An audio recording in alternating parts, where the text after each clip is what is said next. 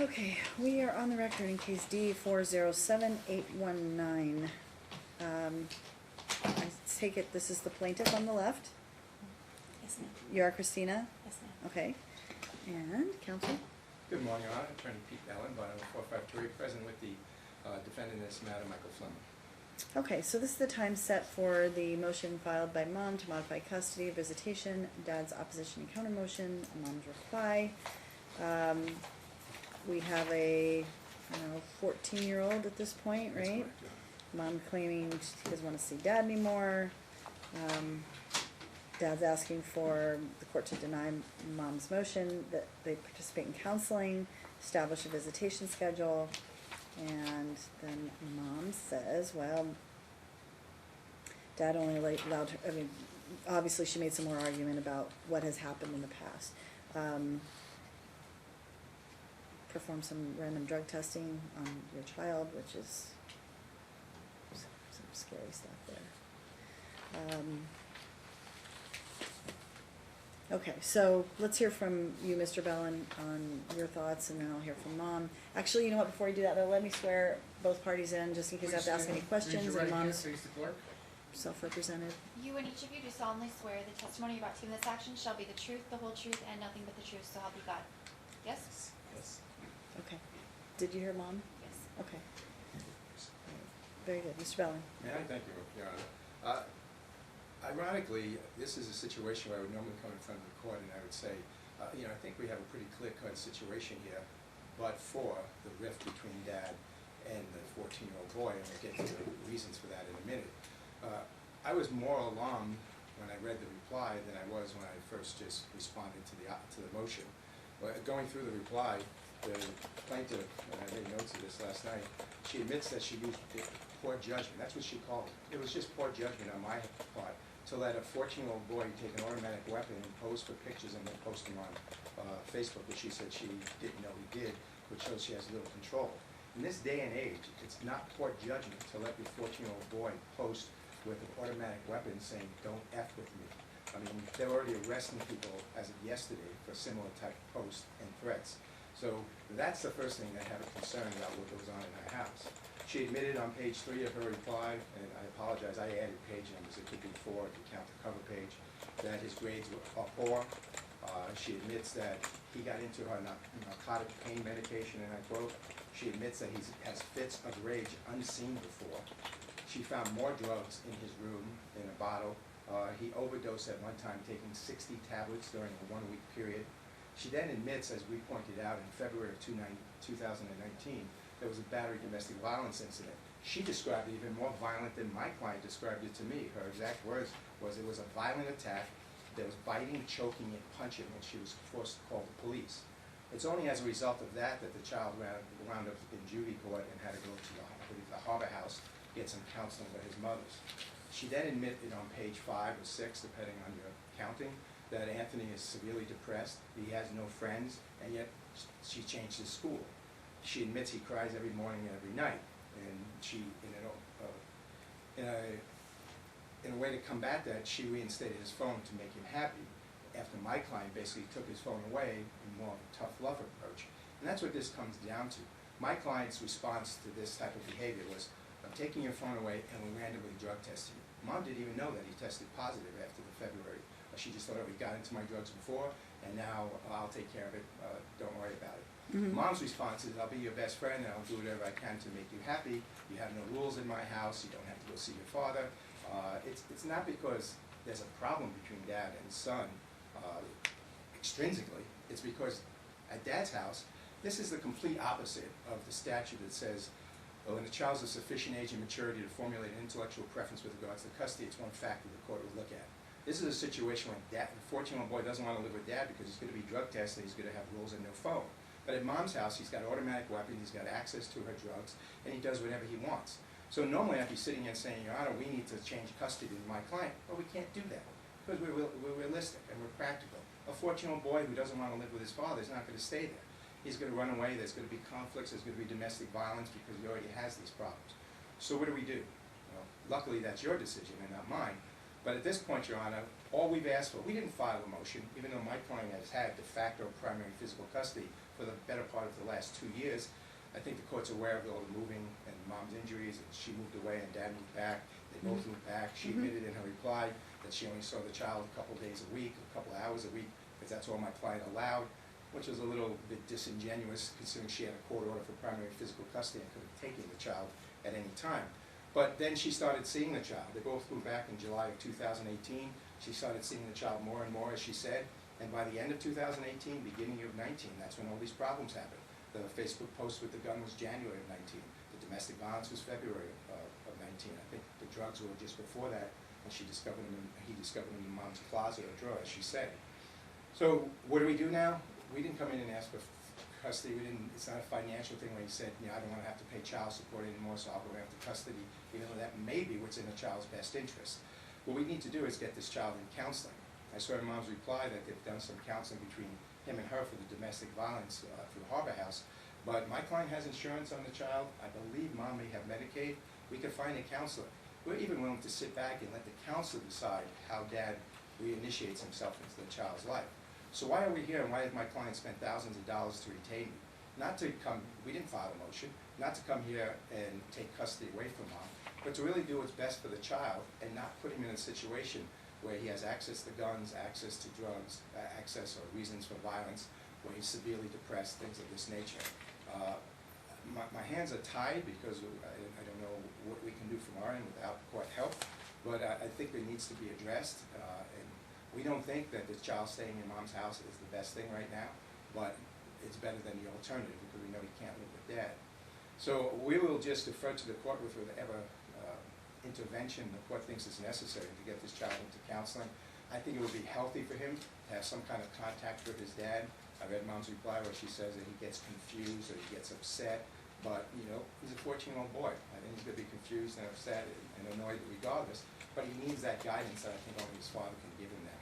So we're willing to do whatever necessary. The rest of the motion in opposition, Your Honor, just I think clearly shows that dad is paying child support pursuant to the court order, pursuant to the DA's office. I know mom made a lot of references to the fact that he's not helping out financially, or that she can't handle it financially, which is another concern of ours if she can't, if she doesn't have the funds to raise this child.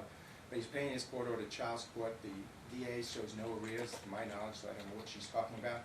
When she wanted to buy a house, I believe a year ago or so, he paid her 3 months in advance child support. So it's never really been an issue, Your Honor. He pays $550 for his other child. So he's right in that ballpark where he makes about, after business expenses, about $3,400, $3,500 a month. So he'd be paying $600 and change if she had primary, which, like I said, de facto he's had primary for the last 2 years. But I think with the offset for, as young as this case is and without knowing what's going to happen with custody, we're just asking that child support remain the same until we flush this out and see what's going to happen. I think it would be around $500 anyway, with the fact that he's paying $550. He only makes $3,500 a month net, gross, and he's paying $550 for one and $5 for the other. So more than 33, more than a third of his gross income is going to child support at this time. I'll defer. Of course, we always ask for attorney fees. I understand the financial position, so we'll take that as it is. But I'm anxious to hear from plaintiff and what she's doing to make sure this child is going to be safe. Thank you. I have a lot of things I'd like to say Okay. with discrepancies. I'm not really sure where to start, but I guess I'll start with the automatic weapons. I don't know if you had a chance to look through all of my text messages from the father and how I had requested child support. He paid 3 months child support, yes, and then he stopped paying for 7 months. He didn't pay me child support from September until April of this year, last September to April this year, with multiple requests for me to pay child support. So 7 times 5 is $3,500, which he had $3,500 to pay his attorney up front, but he hasn't paid $3,500 back child support. He just stopped paying, which caused us severe financial difficulty when I just purchased a home and was counting on that money, first of all. Secondly, like the automatic weapon was one person traveling through. My son was on Instagram at the time. I'm not on Instagram. I did not tell my son that he could post anything on Instagram. Those photos he asked me if he could keep just to show his father the guns. And against my best interest, because honestly when I saw the photos, it made my heart sink. and that's why I said against my best interest, my best, judgment, I told him he could show his dad, with the understanding he could just show his dad those. I did not say at any time he could post anything on social media at all. He's not on Facebook. So, and I admit to that. That's my poor judgment, and I regret that deep. Excuse me. With regard to the child support issue, and Dr. Fleming says that he makes $3,500 a month. He has a long history of hiding his income, which is why he's in back payment to the IRS for many years. The average income for chiropractors in the Las Vegas area, if you look on salary.com, is $154,000 as of July 30th, 2019, between 134 to 212 actually. On Allied Health in Las Vegas, it's 191,000. Reno, it's 130. North Las Vegas, it's 181. Henderson, it's 161. That's a huge discrepancy. He lost his license in 2009 in Nevada for fraudulent business practices. I'm not exactly sure what that means. That's why he moved to Colorado. He has a history of lying. That's obvious. How do you have 20 year experience as a chiropractor? You can go on Indeed.com right now and find a job. Starting salary for a chiropractor, $65,000 to $110,000 for several jobs. That's what he says he makes right now, the low end. He's got 20 years experience and multiple specialty licenses that only 2% of chiropractors have. Okay, so address the issue of custody and your son not Okay. wanting to go, and how Mr. Bellin's argument about... He doesn't even ask to see my son. He doesn't ask me ever to see my son. He texts my son, yo. Okay, so let me ask you this question. Are you opposed to what Mr. Bellin is proposing, which is setting up some counseling and then having the counselor help them work on what kind of reunification should occur? I'm so not that... opposed to anything like that because my son is extremely angry because he's been abandoned by his father. He's depressed, which is a part of anger. Okay. He's been abandoned by his father for years, and he doesn't. Well, but they were just telling me that he lived over in his home primarily, so I don't know how he could have been abandoned for years. Because he wasn't even there for him. He left him with his grandparents and was going back and forth to Colorado, which he never even told me he was doing. I had no knowledge of that. Okay, so, but here we are. We have a 14-year-old, and he's heading to 15. January he'll be 15. We need to then go ahead and order that Dad can commence reunification therapy, and we will rely on that therapist to give us some recommendations as to what the contact should be going forward. But you have to make sure that he goes.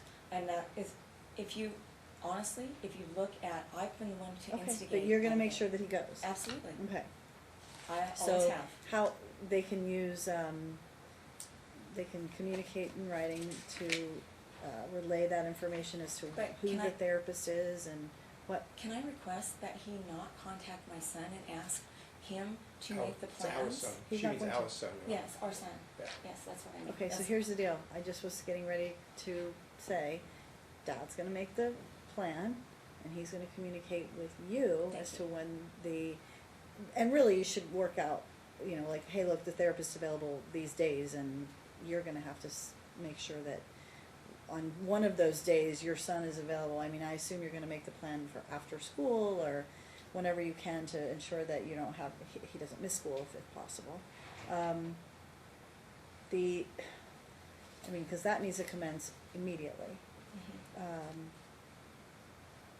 Do you have, I guess you'll be able to try insurance. I don't know if those therapists will be reunification therapists. A lot of them sort of have a little niche, reunification therapy, and some say they don't do it.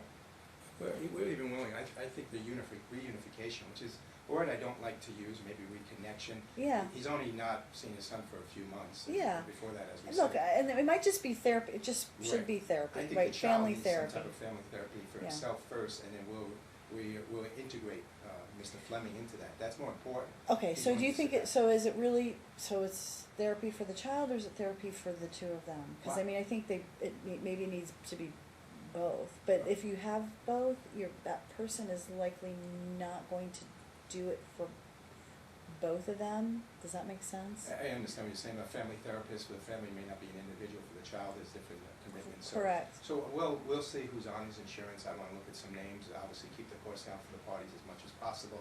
Hopefully, there's somebody good, and then we can reach out to them and explain the situation and see if they would be more.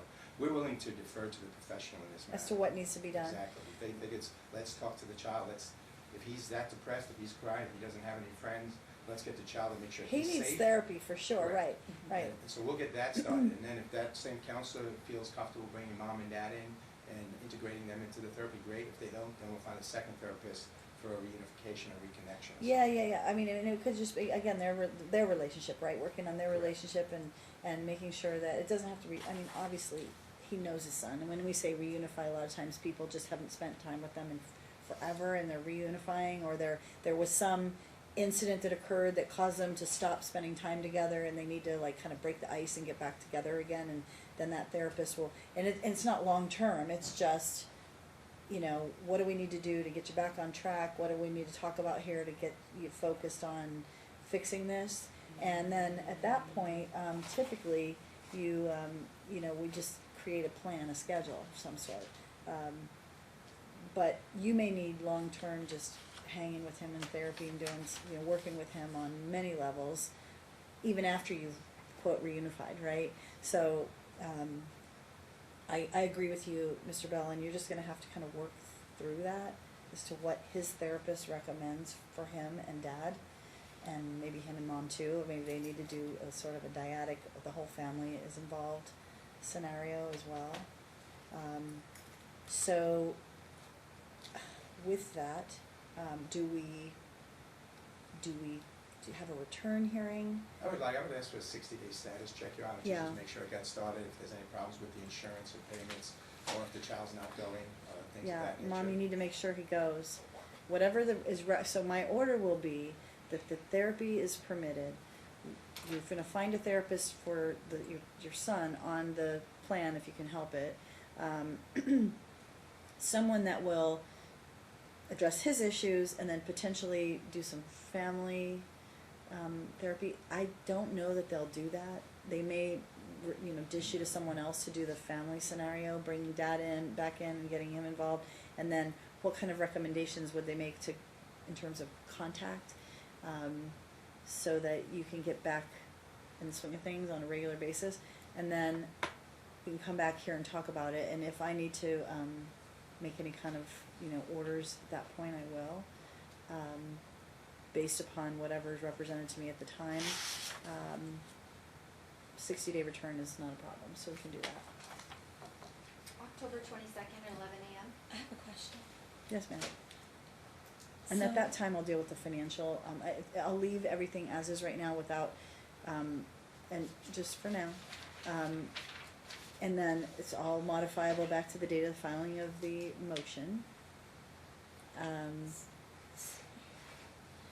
What was the time? I 11, have- you said? I'm sorry? 11 a.m. on the 11. 22nd? 11 I a.m. have a couple other things I wanna just address. really Okay, go ahead. Like, so many issues, I didn't receive the financials until Monday, a day and a half ago. Okay, but we're not gonna deal with the financials until Okay. next time, okay? And then also, he doesn't maintain, health insurance, because when I took. He my said he son- has it. Well, on December 5th, when I took my son to the doctor, he didn't have it.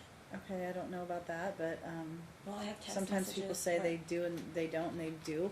Did you have it, or did you get new I insurance? was late paying it, So so you're I late. just was worried about going. I told her that I'm sorry?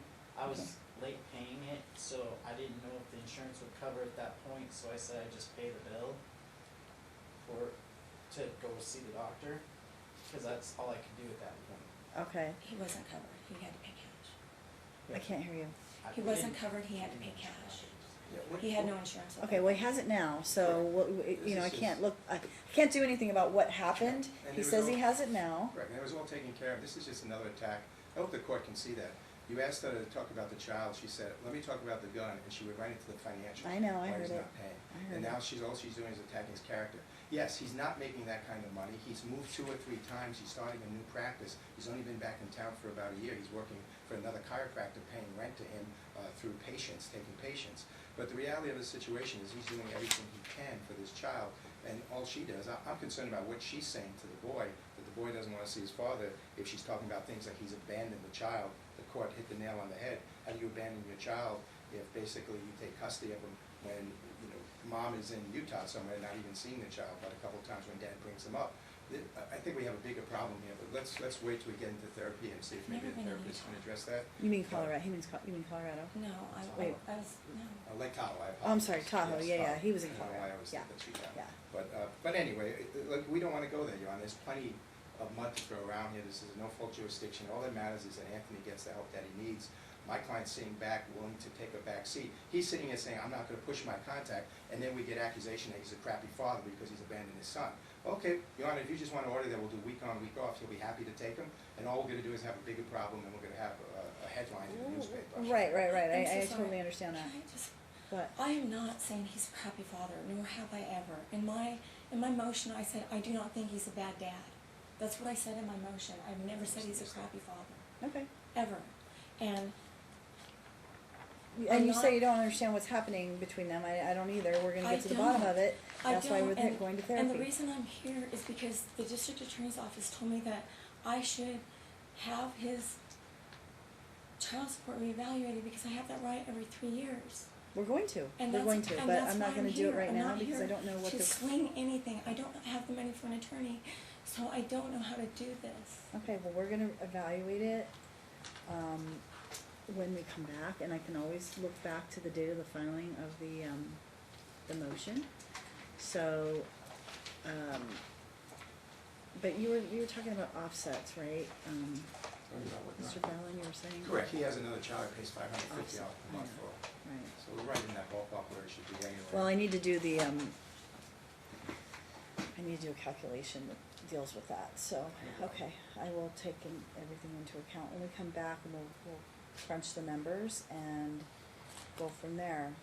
I'll prepare a And then quick order. hopefully have some kind of a recommendation or some kind of understanding as to what their timeshare should look like going forward.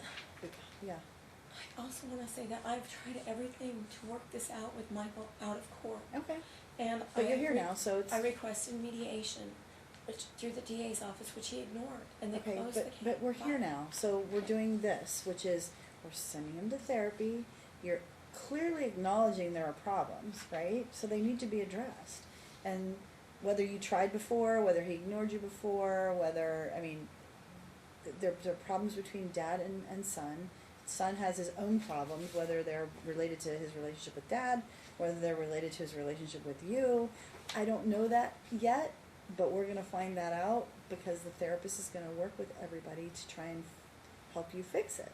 And then we're gonna try and figure out what we do moving forward based upon what you learn over the next 60 days to come up with a future plan for visitation for dad or custody, whatever it looks like. And then I'll crunch the numbers as it pertains to child support when I know what that's gonna look like moving forward. Yeah. I can always look back to the date of your filing, and I'll do that. And then moving forward, I'll do the calculations. So it's not a problem. It's not waived, it's not gone. It'll be dealt with. It's just not gonna be dealt with today. I'm going to adjust it when we come back. And my goal, honestly, is to have Anthony be happy and healthy. That is what I want. He's not that right now. That's And- why we're going to therapy. And his father texted him, yo, Okay, yo, I heard you yo, the first that's not time. it. Okay, well, he's trying to break the ice and apparently it's not working, so he's, I'd be remiss if I didn't defend my client, but I won't because I think it will just add fuel to the fire, Your Honor. I think the court has a good view of what's going on here, and Mhm. we'll just start the therapy and see what we can do. yeah, through the immediately, I mean, like, call your insurance company right away, call the therapists that you can get into ASAP, that you're comfortable with. I mean, it's just gonna be one of those, you're gonna have to do some research, so. professional. And you need to include mom in that, hey, this is the list of therapists, you know, these are the ones that are available as soon as possible. You know, do some research as to who they are and whether you're comfortable with them. I mean, it's just gonna be a process, but do it as quickly as you can, okay? Is that it? All right, so will you prepare an order? Just for your signature on it? Yes. Thank you that's very fine. much. I will do so. All right, very good, thank you. May I approach on an unrelated case, Sean?